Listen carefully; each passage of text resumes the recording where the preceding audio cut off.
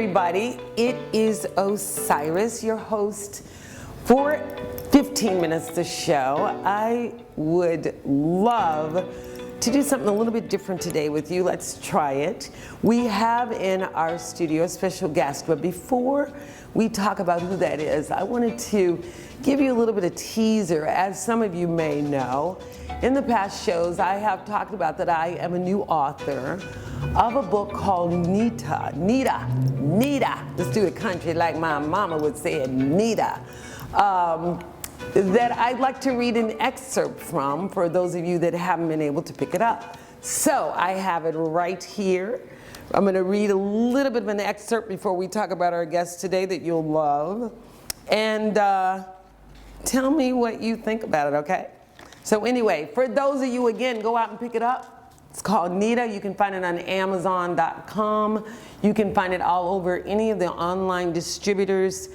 And the distributor is Barnes & Noble, we're very happy to say. So, here we go. Driving to Los Angeles was a trip that took me to somewhere and perhaps nowhere off the beaten path. By the time we got into town, we somehow ended up on the Grapevine. It's called that because of how the freeway curves itself around the bend from San Bernardino County all the way into Las Vegas. To this day, I cannot believe that I drove from Vallejo, California to Los Angeles with two small children, very little savings, and with the dream of reaching the stars. You can take that literally. Unfortunately, I had not made any plans of how I and the kids are gonna live. Talk about deluded, however, just to prove that it wasn't completely insane, I did follow through on continuing my quest to meet Maurice White of Earth, Wind, and Fire, who I adored because I was into metaphysics, astrology, and all of that. Earth, Wind, and Fire was the only black group in African American, for those of you that choose to use that term, that had anything to do with metaphysics. Stevie came close. Also, I believe it was the Up and Away and my beautiful balloon. Those guys, and they made the dawning of the age of Aquarius. But in terms of R&B and putting metaphysics in a capsule and making it sellable and making people hear about things outside of doing it and selling it and all of that, was Earth, Wind, and Fire. And I had to meet Mr. Maurice White of that, and that I did. So if you want to find out anything more about what happened, how we actually met, what happened, how we maintained a good, strong friendship for all those years, and how he was a mentor for me in the entertainment industry, please pick up a copy of my book, Nita. Take a read and let me know what you think, okay? All right. It is one hot day in LA. I hear it is temperature record-breaking 108 degrees. They say we may not survive the day. It's that hot. So anyway, we are very, very happy to have in studio, on Zoom of course, from Burlington, Vermont. And also you would have seen him, and if you haven't, shame on you. You would have seen him on the Netflix special documentary, The Creative Brain. That was done on Netflix also. We had, I think it was done by Dr. Paul Eagleman, right? That was the doctor, yeah, that did the documentary. And just so you know, the documentary is set around creative people, how the creative brain works, how you can apply the creative brain and get some real life stuff happening here. So I have in the studio my hero, thank you, Mr. Drumroll Principal, and are you the director or the principal of Burlington, Vermont there, where you're at school?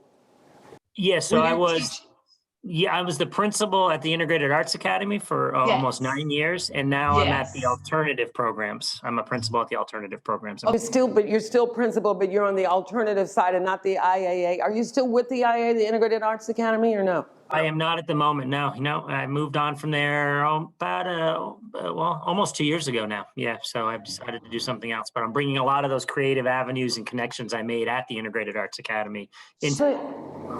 Exactly. So as I was saying to the audience, and so Bobby, we're going to get into talking to you.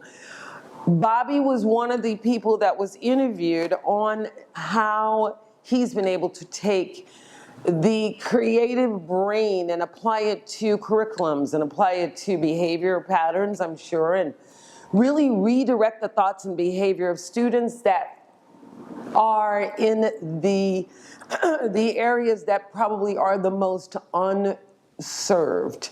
And so underserved, I guess is how you would call it.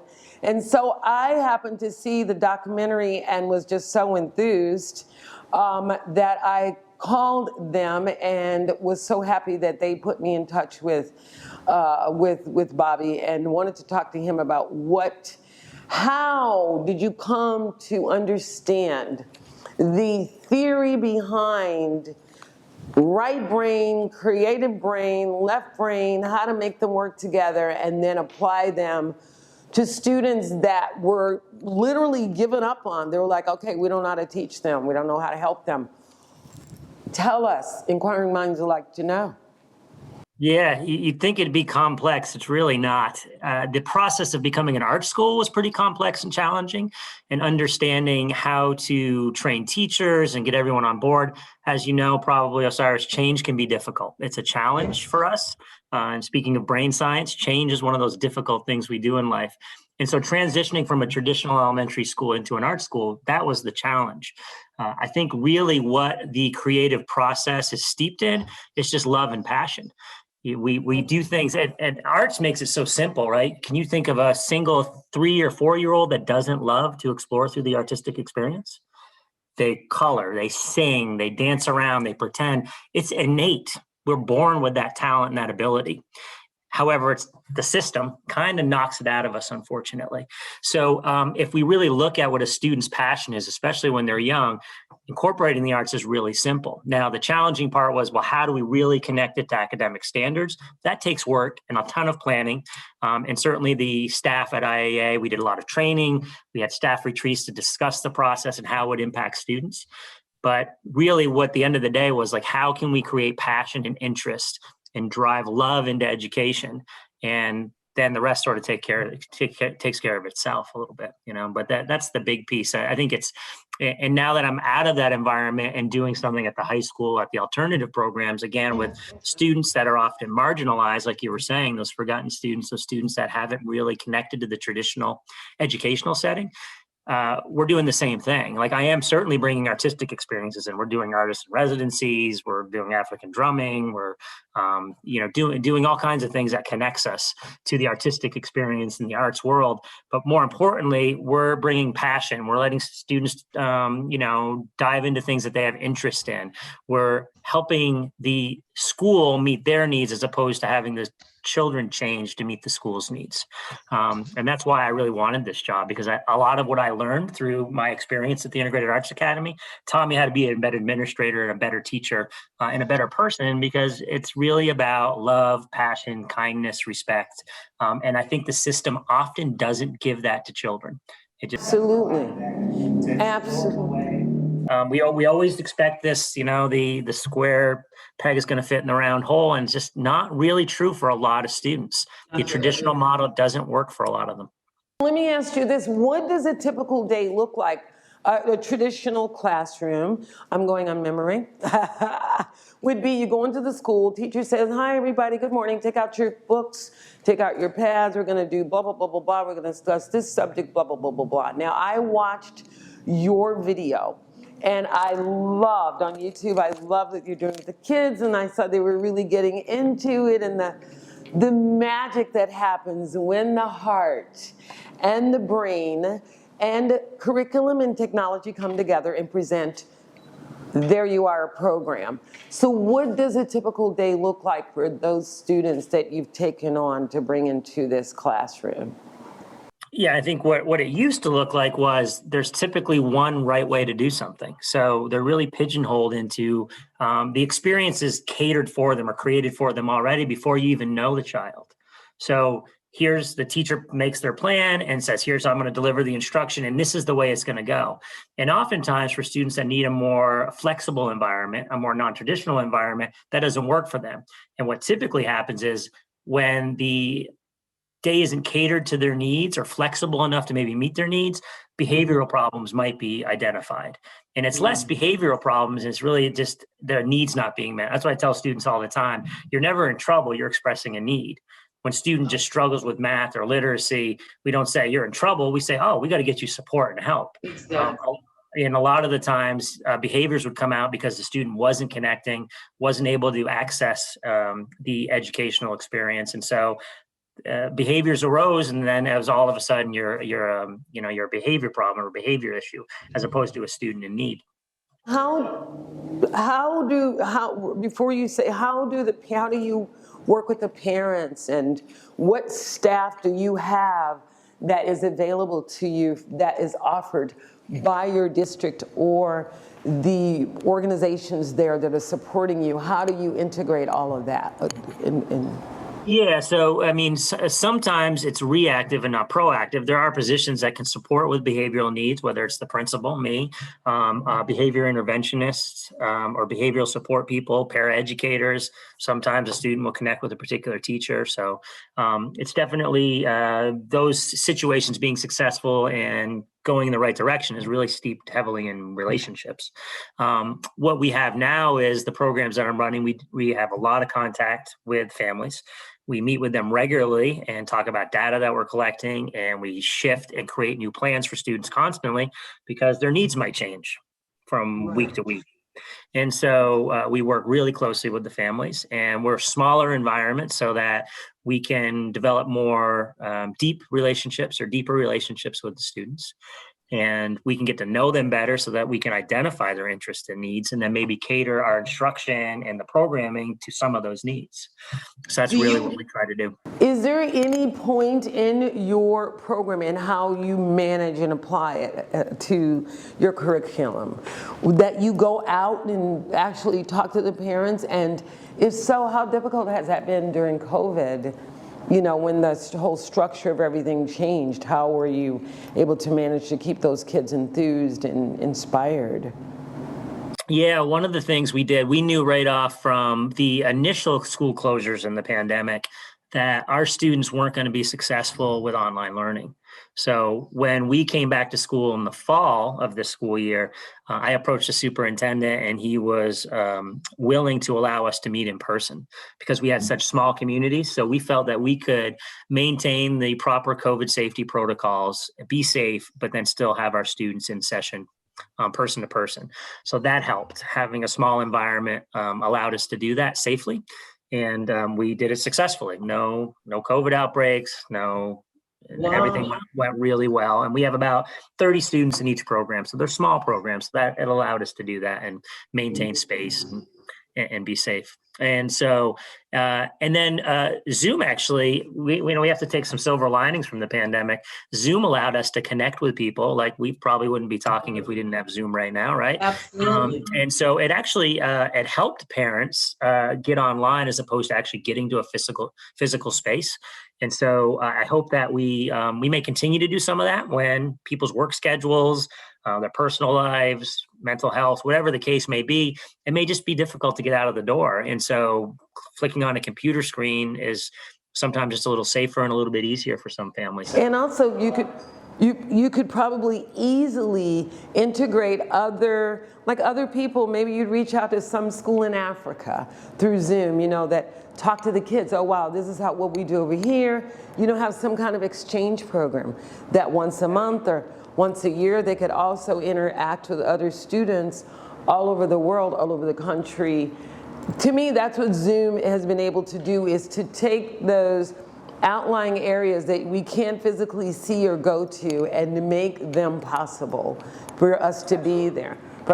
So another question, what do you think happens to a child that has a behavioral or an ongoing behavioral or onsetting behavioral problem, and they grow into an adult and they have those issues and they're an autistic or something?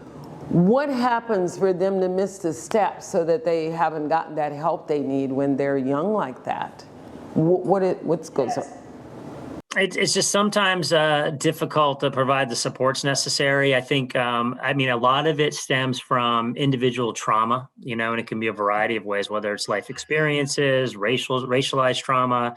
You know, the world's a hard place. So a lot of it is trauma based, and then also mental health.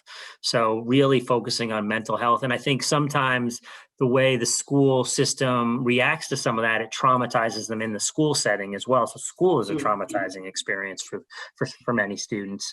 You know, the big issue is unchecked mental health needs in young children become adults with unchecked or undiagnosed or unmet mental health needs. And I think that's one of the biggest issues that we face in education and in society. Mental health is it's something that is very serious and requires a lot of care and planning around, and we have to do better. And so early interventions are huge.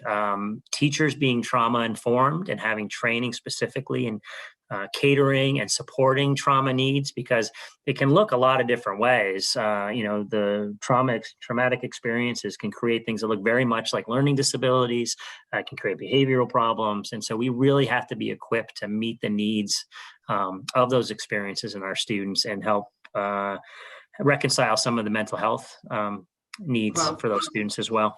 I know we're getting down to our 15 minutes, but how can people reach out to you like I did? And thank you for answering my call. How can they reach out to you if people want to support your program?